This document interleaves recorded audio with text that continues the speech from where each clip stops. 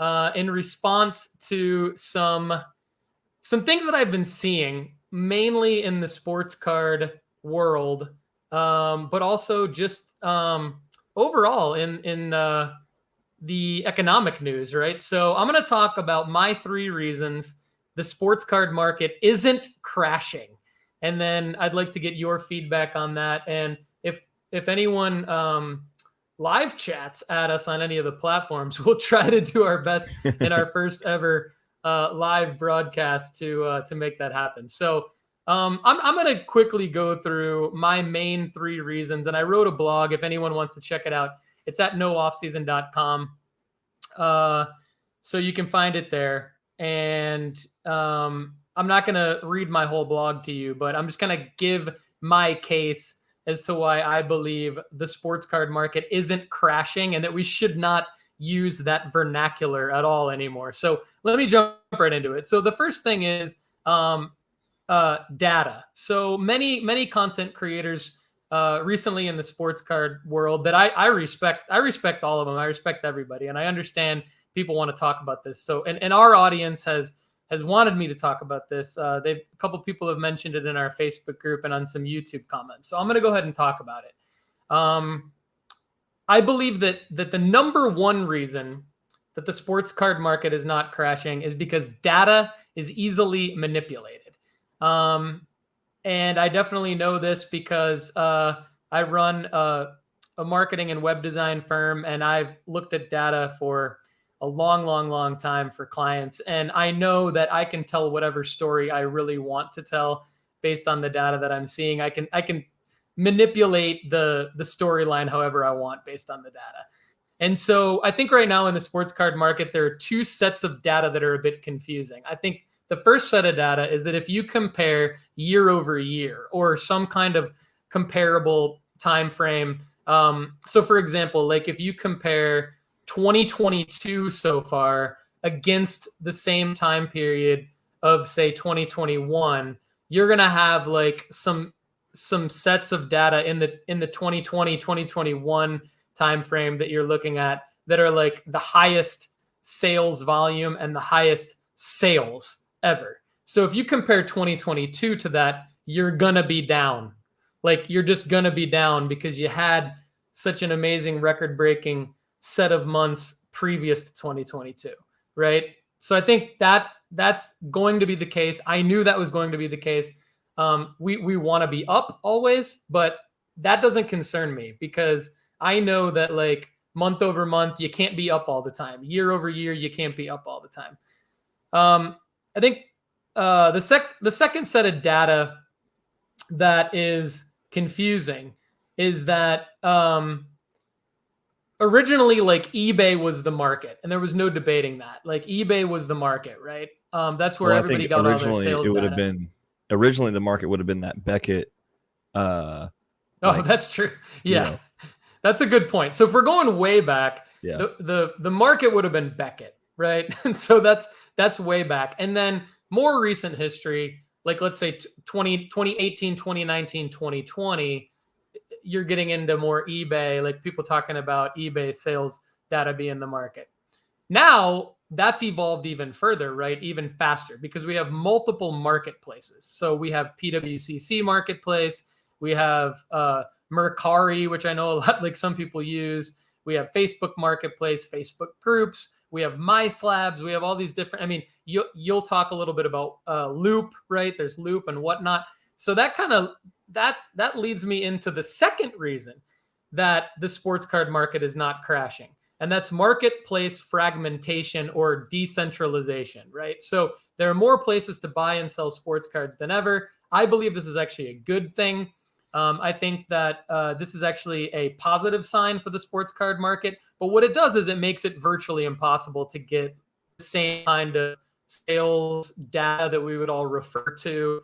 I mean, even last year going to card shows last summer, everyone's referring to eBay comps. I think people are still referring to eBay comps. I think the problem with that is that eBay comps is one sliver of the market now. It might be 1/4 of the market. It might be 1/2 of the market. It's probably not more than 1/2 of the market just because you've got all these other marketplaces.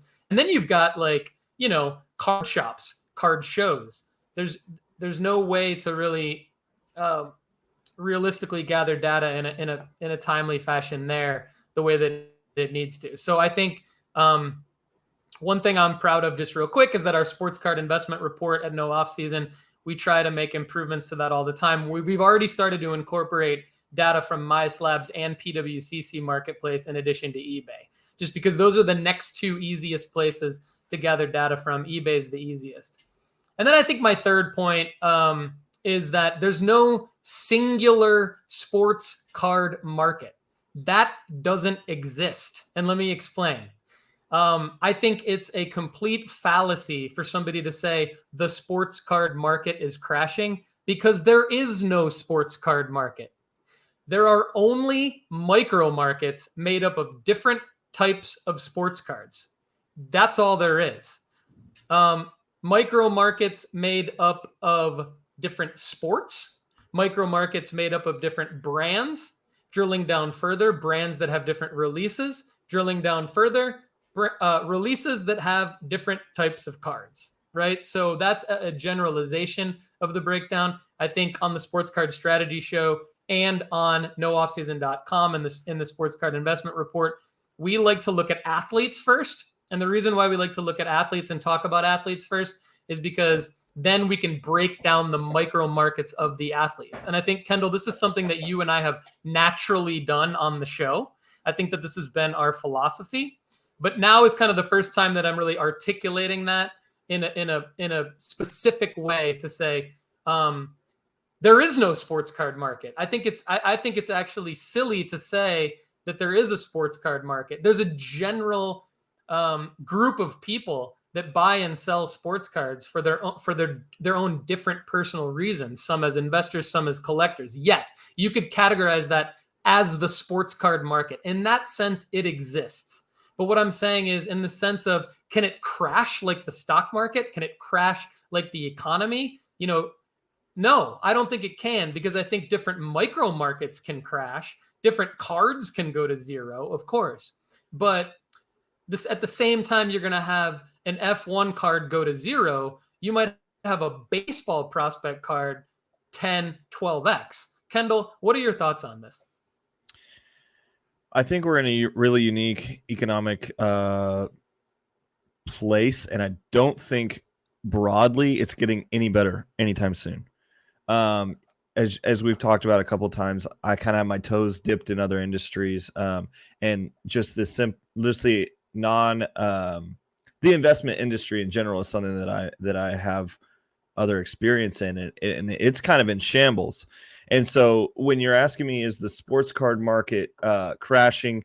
No, I actually think it's actually in a healthier position than other asset markets that are non-traditional assets. So if you're looking at stocks or shares or crypto or NFTs or anything like potentially even real estate, I think has been on a huge bubble, and that's something that I don't really have enough experience to look into. But what I'm saying with sports cards is there is like this, the foundation has always been collectors, right? And so from an investment standpoint, it's almost like there is that, but the collectors are so big in the hobby, I think that's going to help the quote unquote crashing of sports cards, because really, if we're looking at it, we're looking at a correction, not a crashing, because in 2018 to 2020, like the 2020 boom of sports cards skyrocketed the economy of sports cards. And so really what we're looking at is a retracement instead of a crash. And so you kind of had to know that was going to retrace at some point, and we are going to stable out at some level, and it's going to be above maybe where you were previously. But I can't imagine that it's not going to get back to where it was, in 2015, 2014, 2013. Like, we're going to see a card market that is more robust. We've got more money in the space, more collectors out there, more investors out there. But now we've got companies that have joined the space, like for instance, the vault that we're going to talk about. Like, eBay is changing their business model to adjust to this, and so it's not like if sports cards were to just kaput, you would have all these companies that have spent multi millions of idea money on these big projects. And I think with that money entering the space, this is not, it's not going to be as bad for sports cards as it could be other asset classes, is what I'm saying. So I am worried about it going down, because I think broadly, if you look at like my economic theory, I think we're going to see a pretty big recession in the next 6 to 12 months, just broadly. And I think that will definitely affect the money that is going in and out of sports cards, because people will be tighter with what they do have, because we're going to see a big crash in assets. But I wouldn't say that's necessarily the sports card market strategy, or the sports card markets crashing. I would say that's largely due to the other layers around it, and people are just not going to have the money to put into a ulterior asset class as much as they are right now, or in the last couple of years. I mean, think about when everybody got a stimulus. Like, you got to just choose, where are you going to put this $1,300 or whatever. And you might not have gotten a stimulus in Spain. I don't really know how that works. But like for us, we already had our bills paid, and we were already we were working remotely. We got pretty lucky at that. We didn't have like a trade that would needed hands-on or face-to-face. But so we immediately, basically all we did as a family was we took our expenses and just slashed them, right? And we were still getting paid the same because we were still working. So then when I got a stimulus, it was just like, all right, how can I smartly use this? That's my thought. Some of my friends were just like, I'm buying a TV or whatever. But for me, I chose to put it all into assets that were investable. So with that, I'm sure I wasn't the only one who did that. Therefore, it pumped a lot of dollars into investable markets, which is why I think we saw a boom, right? We had so much money coming into the hobby that people had expendable funds all of a sudden. So we're not going to get that again, probably. So, or at least for a while. So all those things to say, yeah, I think it is going to go down, but I don't think we're in as bad of a place as we could be. Yeah. Yeah, those are good points. And I think like a couple other things I'll float out there. You know, you mentioned businesses coming into the space. There's a lot of startups that have come into the sports card hobby. I think that's a good sign. I also think Fanatics Mm-hmm. investing the amount of money that they've invested in partnering with the leagues Yeah. is a sign that the sports card hobby is going to continue to grow, Mm-hmm. while the prices of certain cards that many of us and our audience members, many of you, have bought into are going to go down inevitably, which sucks. I'm not trying to be like Captain Positive over here with rose-colored glasses on and pull the wool over your eyes. Like, we're going to lose some money because of all the things Kendall just mentioned. But I do think that with Fanatics in the game, spending a lot of money, there's just no way that it's going to completely go away. There's just no way that the market size isn't going to grow. There's too many major players in the game for more and more people not to be involved in the sports card hobby, which I think ultimately will make it stronger. And you may be hearing some of this on other podcasts, other YouTube shows in the hobby. Kendall and I typically don't talk about this. We typically jump right into like player stuff. So we're going to talk about some player stuff today, but we kind of thought it was important. We also don't like to be a hobby news show. I think there's too many shows that just talk about hobby news all the time and they just swirl the same turd around. We're not trying to do that here. I think we're trying to bring our own unique perspective to some issues that I think people are actually concerned about. So I don't want to not talk about those things, right? So I just think, again, like, a guy like Michael Rubin, doesn't come in and partner with Adam Silver and Roger Goodell, and that doesn't happen. It for something that's just going to fade away. It just doesn't Right. happen. So I'm pretty happy about where we're going, and I think that the losses that we're all going to take on some individual cards were probably inevitable, and I think we should be again talking about how to buy low and when to sell high, which is that's kind of our game anyway. That's kind of what we talk about anyway. So it's no surprise that this is my take, I think, on the sports card market.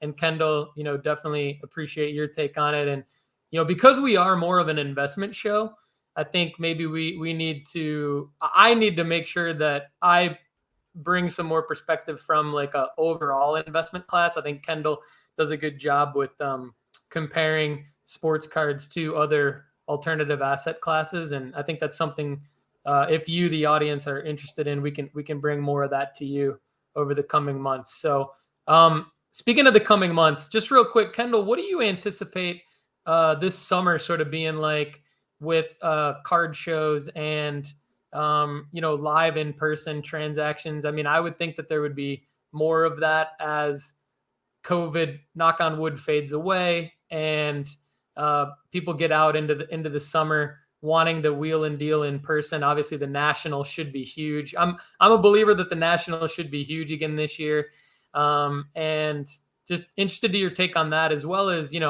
two questions here. You've been breaking on some other breaking platforms. What are the sales on those platforms been like, good or bad? Because that's something that we don't really talk about much on the show either.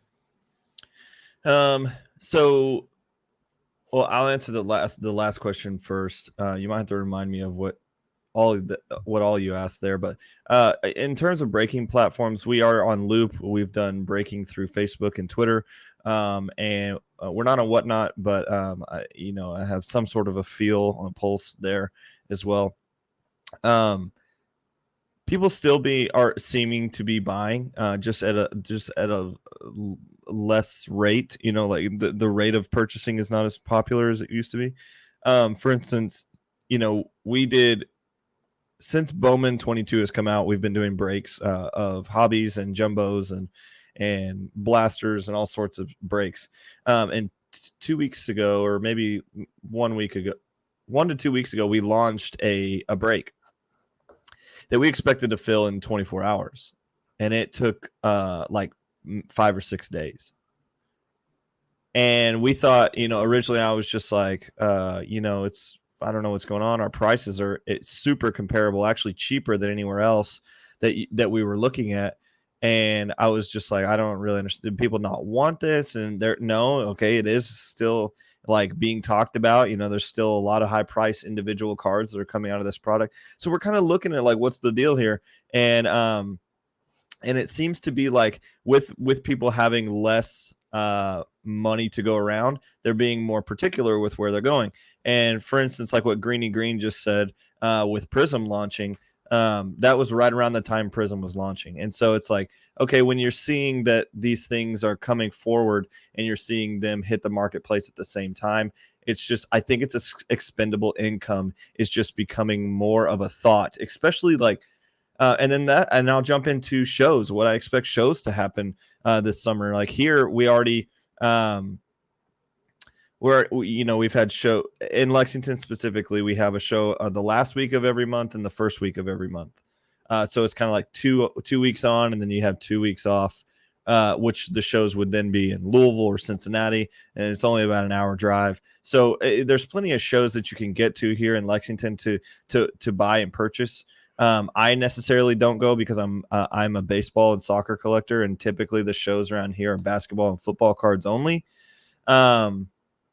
Which I have some takes there about the different kind of collectors for different kind of cards, but I'll save that for a different day. But I expect, actually, I'm going to actually go against what you said. I expect shows to not be as popular this year, especially the National. I think it's going to be harder for people to get there. Transportation is going to be increasingly more expensive as we get into the later summer. If we think about gas prices over here and how that travel is extremely expensive right now than it was, 4 or 5 months ago. And when we think about Atlantic City being where it's at, it's like Someone told me it was like the East Coast's Vegas or something back in the 80s and 90s. And like you see it on a show like Sopranos and things like that. That Atlantic City is not as much of a destination as Chicago was. And the convention center is not in a place that's extremely close to any housing.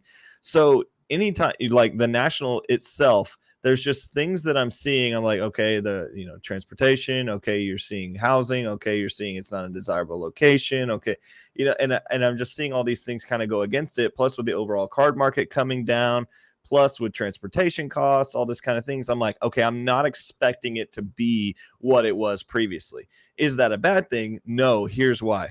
I think it's going to be a more intimate setting with those of them that are there. Last year, there were so many people there, just wide-eyed and bushy-tailed, just running around. You had people with like 2, 3, 5 grand in their pockets, and they just were like, I'm here, I'm ready to spend money. Like it was just, you had vendors everywhere. I think it's going to be a little different than that this year. I think over the last 12 months, we've had people probably weeded out of the hobby that weren't real. They weren't really into it. They were kind of just catching a fad or something like that. And I think that's good for the hobby. I think a recorrection, like I said earlier, is good for that because it brings maturation, and a maturity level is heightened in the hobby that is there specifically. And I think we will have more intimate conversations, table to table. You'll be able to sit kind of more one-on-one with the people that are there, which I think will be appealing too. We've got a lot of comments rolling in. I don't know if you want to hit any of those, but go ahead, Mr. MC. Sounds good. Yeah, I think Toa Hang makes a couple good points about local shows. That makes a lot of sense. Definitely, this could help out local card shops for sure. Kendall, I like your point about it could be quality over quantity. I don't think that would be bad for the hobby. I don't think our audience would disagree. I mean, I think the more people, the better. Is definitely a generalization. I think it's the more people, the better, as long as they're quality people. And so this, your point could help that. We'll see. We don't know. What I like about what Jamie Hauser says, and thanks to Green, before I get to Jamie Hauser, Greeny Green actually totally relate to their comment. Because like when I hear the sports card market's crashing, I'm thinking like, well, I see some sales, and Greeny Green's like new prisms seem to be going for high amounts. So yeah, that's what I'm saying. I don't think we're in a horrible spot. I mean, I had a guy quote me $78 for a prism blaster yesterday. I was like, are you kidding me? Anyway. Yeah, I mean, and I definitely agree. Greeny Green chiming in again. Thanks. Great point. Definitely wanted to hit on this, so thanks for bringing it up, Greeny Green. He or she, I'm not sure. Sorry, I apologize. They say, I think the market is trending towards higher cards. I think that's spot on. Spot on. Like, and actually, Jamie Hauser, that segues into their point as well. Jamie Hauser says it has changed the way that one has to do research or homework to profit, and I think that's the biggest thing. So, actually, what I want to do, that's a great segue into our next topic, which is PSA